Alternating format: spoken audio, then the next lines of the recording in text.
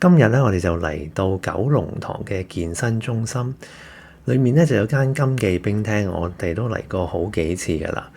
呢一個商場咧就非常歷史悠久噶。咁如果揸車嚟嘅朋友咧，就建議唔好泊佢嘅商場嘅泊車，因為咧佢樓下啲渠味啊係好濃郁噶嚇。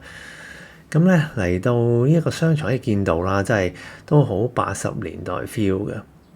咁對面就係浸會醫院，咁可以泊對面嘅停車場。如果有興趣嘅話，嗱呢一間咧，我懷疑咧佢一直咧都未必係一手咧已經係金記冰廳，因為咧佢嘅裝修同佢其他嘅分店咧係好唔同嘅。我哋嚟親咧都係會食佢個下午茶餐嘅。咁樣咧，如果冇記錯的話咧，佢嗰個乾炒牛河嘅套餐咧係非常之抵，30頭咧已經有交易嘅啦，連埋凍飲。咁佢嘅乾炒牛河咧亦都好有鑊氣嘅，所以性價比非常之高，尤其是呢個係九龍塘嘅地點。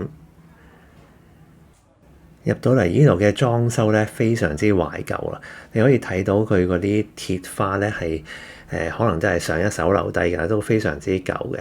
地板仲依舊式嘅瓷磚啦，咁坐得都幾舒服㗎。佢啲凳雖然舊少少，但係軟熟嘅。另外啦，就擺啲黑膠唱片啊、唱片套啊咁樣啦。其他位都幾有心思嘅。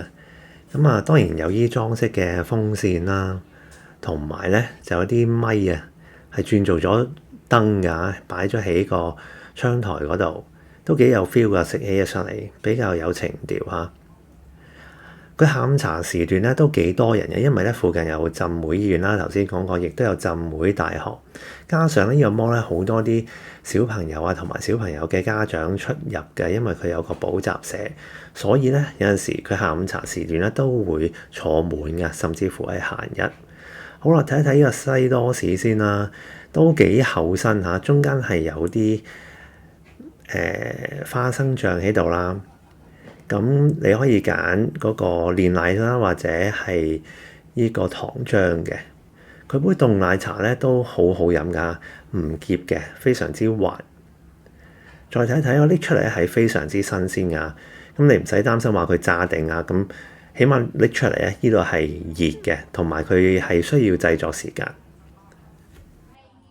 咁如果最好咧，就係佢可以整個西多士係可以走呢個花生㗎啦，因為我相信，例如我咁樣啦，都唔係特別好花生。佢如果一塊西多士就咁過咧，我其實都非常之開心嘅嚇。